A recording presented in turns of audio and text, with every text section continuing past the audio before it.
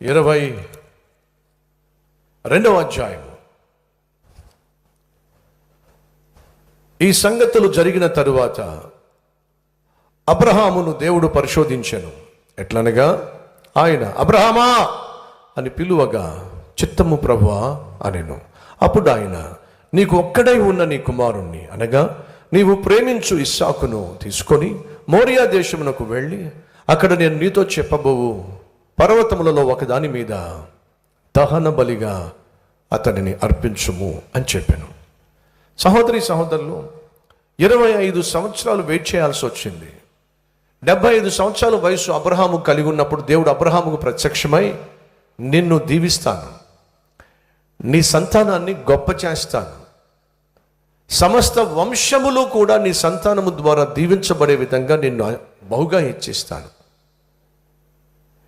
ఇసుక రేణువుల వంటి సంతానాన్ని ఇస్తాను, ఆకాశపు నక్షత్రములు వంటి జనాన్ని నీకు అనుగ్రహిస్తాను.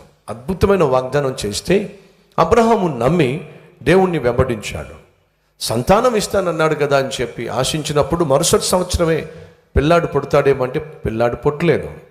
5 సంవత్సరాలు అయింది, 10 సంవత్సరాలు అయింది, 15 సంవత్సరాలు అయింది, 20 సంవత్సరాలు అయింది.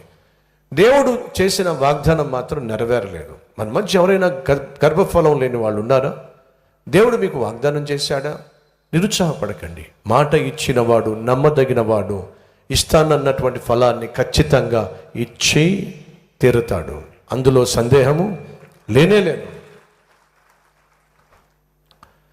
దేవుడు వాగ్దానం చేసినటువంటి కుమారుణ్ణి ఇచ్చాడండి. అప్పుడు అబ్రహాం వయసు 100 సంవత్సరాలు, శారా వయసు 90 సంవత్సరాలు. ఈ 100 సంవత్సరాల వయసులో 90 సంవత్సరాల వయసులో వారికి ఉన్నది ఏమిటంటే,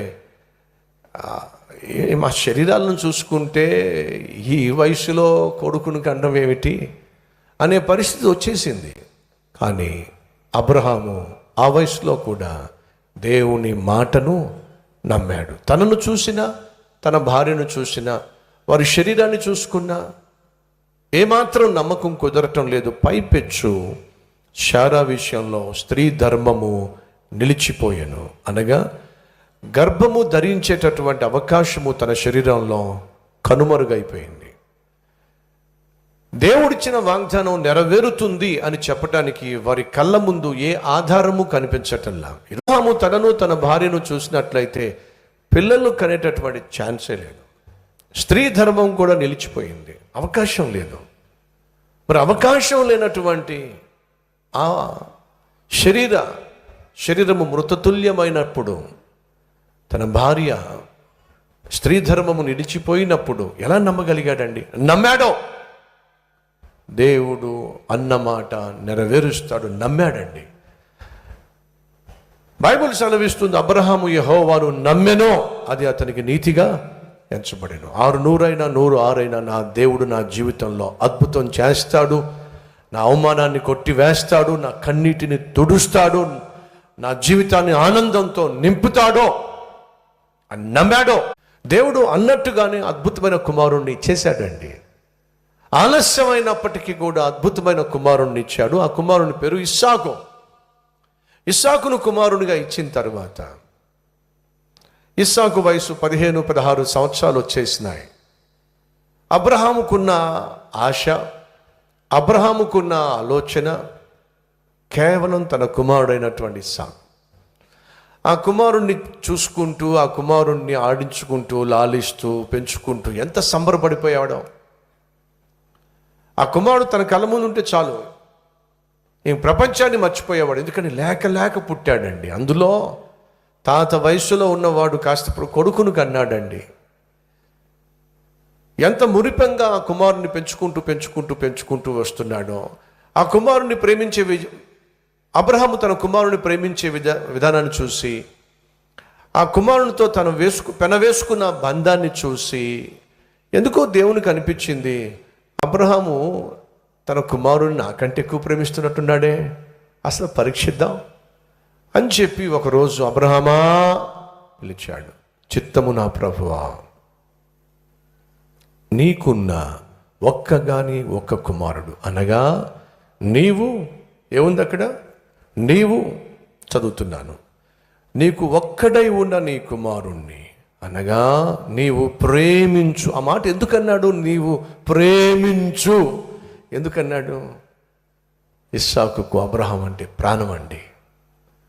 ఇస్సాకు మీద తనకున్న ఆశ అండి. ఆశలన్నీ ఇస్సాకు మీదే. ప్రాణం. నీవు ప్రేమించి ఇస్సాకును తీసుకొని మోరియా దేశమునకు వెళ్ళి అక్కడ నేను నీతో చెప్పబో పర్వతములలో ఒక దాని మీద తనను నాకు సేవకునిగా అభిషేకించుము అన్నట్లయితే పండగ చేసేవాడండి. ఆ ఊరంతటిని పిలిపించి పండగ చేసేవాడండి. నా కుమారుణ్ణి దేవుడు ఒక సేవకునిగా చేయబోతున్నాడు, తన సేవకునిగా ప్రతిష్ఠించబోతున్నాడు అని చెప్పి పండగ చేసేవాడు. కానీ దేవుడు ఆ రోజు ఏమన్నాడో తెలుసా? నీ కుమారుణ్ణి తీసుకొచ్చి ఆ పర్వతము పైన కట్టెలు పేర్చి దహన బలిగా అర్పించు, అంటే నీ కుమారుణ్ణి నాకు అప్పగించేసాయి. ఆ మాట విన్నప్పుడు ఆ రాత్రంతా అబ్రహాముకు నిద్ర పట్టుంటుందా? ఎందుకు ఇచ్చినట్టు ఈ కొడుకును? వాడు నా కళ్ళ ముందు తిరుగుతూ ఉంటే, ఆ కళ్ళ ముందు ఆడుతూ ఉంటే ఎంత సంతోషం, ఎంత ఆనందం. ఒక గంట సేపు నా కుమారుడు నాకు కనిపించకపోతే నా ప్రాణం అల్లాడిపోతుంది. అలాంటిదే ఇప్పుడు దేవుడు అర్ధంతరంగా వాడిని బలిమ్మంటున్నాడే. ఈ మాత్రం దానికి నాకు కొడుకును ఎందుకు ఇచ్చినట్టు? ఈ మాత్రం దానికి నాకు ఎందుకు ఆశ చూపించినట్టు? ఇచ్చినట్టే ఇచ్చి ఇప్పుడు నా కొడుకుని తీసేసుకుంటాను అంటున్నాడు. ఈ ఏమి దేవుడు? ఈ దేవుడు మాహిదారి దేవుడు.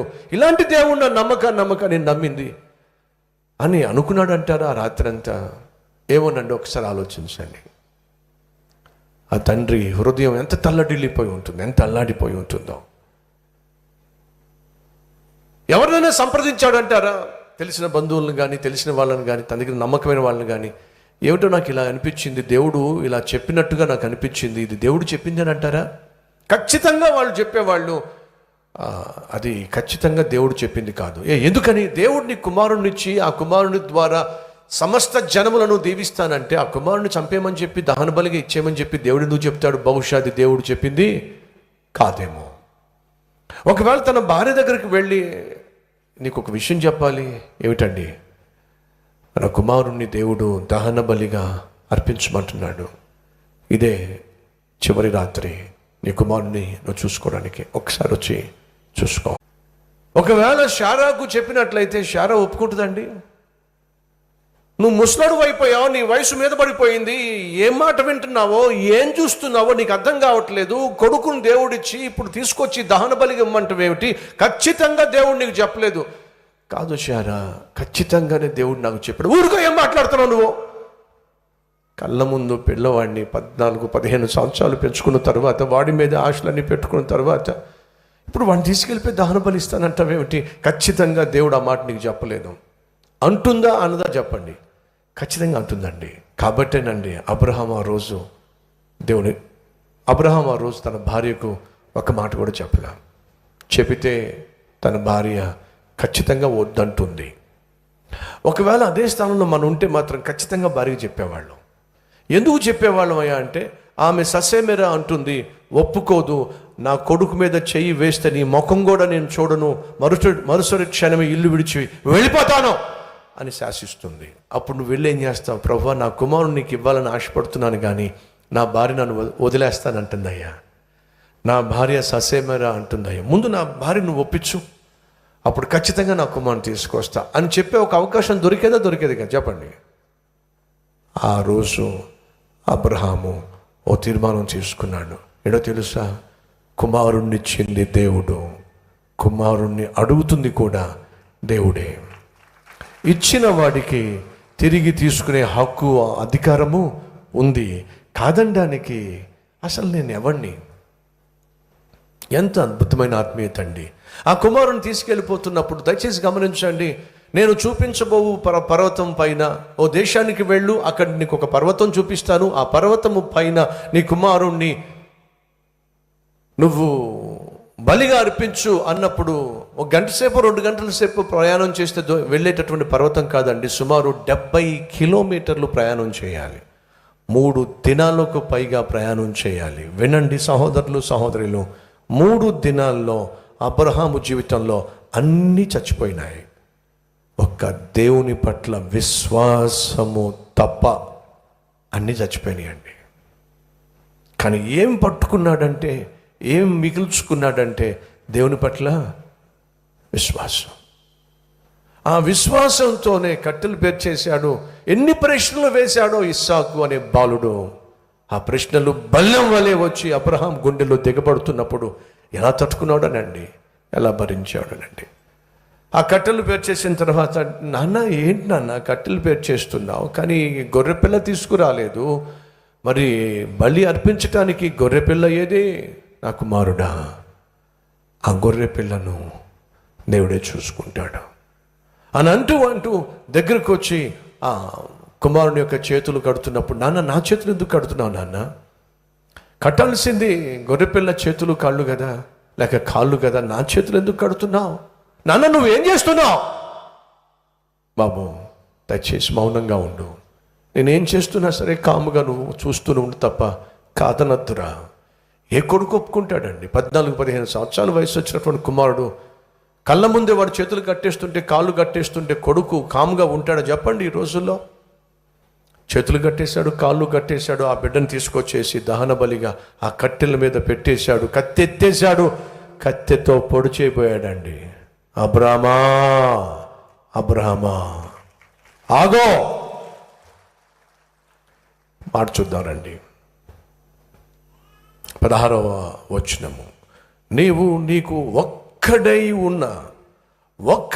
ఉన్న నీ కుమారుణ్ణి వెనుక తీయక ఈ కార్యము చేసినందున నేను నిన్ను ఆశీర్వదించి ఆకాశ నక్షత్రముల వలెను సముద్ర తీరమందలి ఇసుక వలెను నీ సంతానమును నిశ్చయముగా విస్తరింప చేసెదను.